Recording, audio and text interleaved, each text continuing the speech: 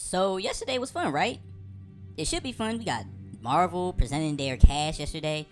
The MCU, Kevin Feige, they all introduced the cast because they're about to be in production this week, or I think next week. And it was basically just them showing chairs for the last 5 hours until they show, Robert Downey Jr. as, the cast as Doctor Doom for Avengers Doomsday.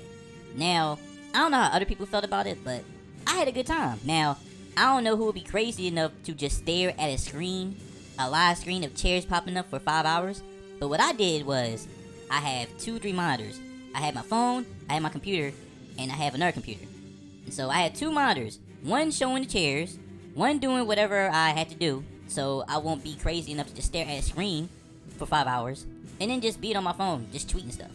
And that's all I did. All I did was tweet stuff, and boy, it was exciting to see all that stuff that they revealed in Avengers Doomsday. Now, obviously, they're going to show Anthony Mackie as Captain America, show Danny Ramirez, Falcon, the usual people, right? Now, I will say they did spoil Thunderbolts a little bit. Now, I expected Yelena, Florence Pugh to show up. I expected Sebastian Stan, Bucky to show up. But then they were like, David Harbour's coming back as Red Guardian. I was like, okay. Then they basically revealed Sentry, Louis Pullman. Which I'm like, alright, cool, we expected that. And then they went to Wyatt Russell as U.S. agent. I'm like, this looking ass boy gonna be in Avengers now? This op? He's gonna be here? I was like, oh man, what he gonna do? What is U.S. agent gonna do? Anyway, I'm off track.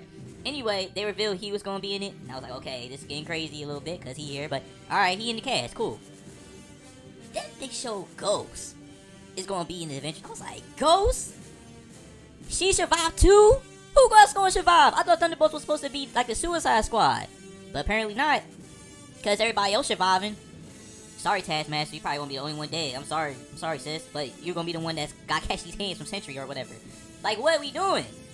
So, Thunderbolts got a little bit spoiled, but whatever. It's still gonna be a good movie, I think. And I guess we just not gonna expect them to die for real. Even if there's like a threat or whatever, they're gonna eventually come back for Avengers Doomsday. So, I'm just saying, alright, it is what it is. Still gonna have fun with it, but at least Thunderbolts will be more than what we expected to be. Then, obviously, the Fantastic Four was revealed. Namor is coming back.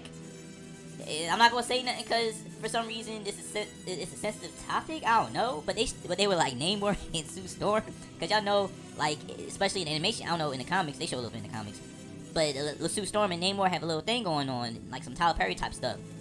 And Mr. Fantastic is basically the cuck of it all, and people don't want that because Pedro Pascal, they don't want a homewrecker. Basically, is what I'm saying. So that was kind of fun bit. And then they showed the main course of the whole cast reveal. They showed the original X-Men.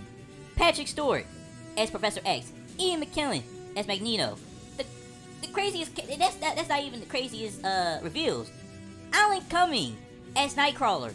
I haven't seen Alan Cumming as Nightcrawler since I was like in early, I'll say between pre-elementary school. That was X-Men 2. The White House scene is epic. I couldn't believe he was coming back. I was like, yo, he's coming back. And then it was even crazier, Rebecca Romijn as Mystique. I was like, what? And then James Marsden as Cyclops. I was like, oh, they bringing back the whole crew. Black suits, all of that. Everybody coming back. And they didn't reveal all the cast members, but obviously they're going to come back in some capacity, I believe. And then obviously, Dr. Doom with Robert Downey Jr. Now, I say all this because yesterday was a genius tactic from Marvel. And you will hear some people say, oh, this was underwhelming. Oh, what the heck was Marvel doing? Marvel don't have that privilege, which is fine because some of them movies are flopping. But I will say that what they did so far was get people talking for 5 hours about their movie, which is the smartest thing they can do. It's ambitious, and it sounds dumb as, a consumer, a viewer. But as a marketer, as somebody that's trying to, get the hype going for Avengers Doomsday, they succeeded 100%. And I will say to the people that are doing content, that do the comic book content and, basically supposed to, give their opinion on it, they were disappointed and they feel like it's a waste of time. But in my opinion, shouldn't you take advantage? I see people say, man, I don't want to sit here for 5 hours. You're not supposed to sit there for 5 hours. It's supposed to be a background noise. People that work in offices probably put in background noise or background screen or whatever. And then once the cast got revealed, it's like, oh shoot, and then talk about it for 10 to 15 minutes. That's the whole purpose of the whole stream. That's the whole purpose, for you to talk about each character that's revealed in the movie, to talk about them for 10 minutes and see what can happen, what's going on, or you just slander them. Like I did Anthony Mackie for like 10 minutes on Twitter. That was the funniest shit I seen. Namor, it was the funniest thing. We see it throughout Twitter. They were just talking about like, oh my goodness, Wyatt Russell, this racist Captain America here. Oh, we gonna slander him. Anthony Mackie, oh my god, this lame Captain America. Oh man, Sebastian Stan's coming back, yay. We supposed to be doing all that, but instead it's like, I don't know. Like, people are underestimating how great this marketing is. And it's like, alright, the movie's starting. My only thing is, they have a year to finish this, and they have like 100 characters in this movie. They got VFX.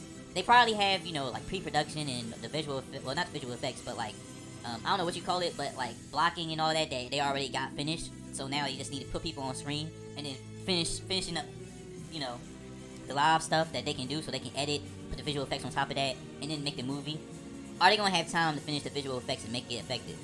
They definitely planned for Infinity War and Endgame, but I don't know if they doing that with this movie. But we'll see. But I thought this day was smart, making this an entire half a day and making sure people talk about it and letting people know that this movie is happening and it's happening soon and that they're filming it. I wish they revealed that Charlie Cox was in this movie as Daredevil.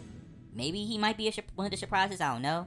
They didn't show the Young Avengers. They didn't show Tom Holland as Spider-Man. I didn't expect him to be in the first one, to be honest.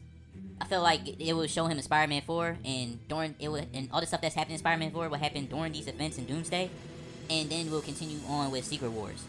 But I thought this event was successful. I'm a DC guy too, so it's like, dang, from an outside perspective, this was genius. This was fun. Lots of stuff to talk about, but fans not loving it, man. But you know, you got. It's weird saying this about a Marvel project, but it's like, let them cook. Marvel, it's not like this prestige type movie or film or whatever. They're an amusement park. They're an entertainment. Also, this last thing, Avengers Doomsday could still be bad. I don't know if it's gonna be good. They have all this stuff going on. You know, with Robert Downey Jr. as Dr. Doom. They gotta talk about where the X-Men are at and where they currently are doing. We don't know if it's gonna take place after Days of Future Past, or it's gonna take place after X-Men 2 or X-Men 3. We don't know. But what I do know is there's gonna be a lot of people's eyes on this movie. It has to be the biggest box office money of all time. It has to be. You got all these characters. You're gonna have all the Marvel characters from maybe from 1994 to now. So if this don't at least break the record, it would be a little bit of a disappointment, I'm not gonna lie. But for now, as far as the marketing for the production starting, this was a genius move in my opinion.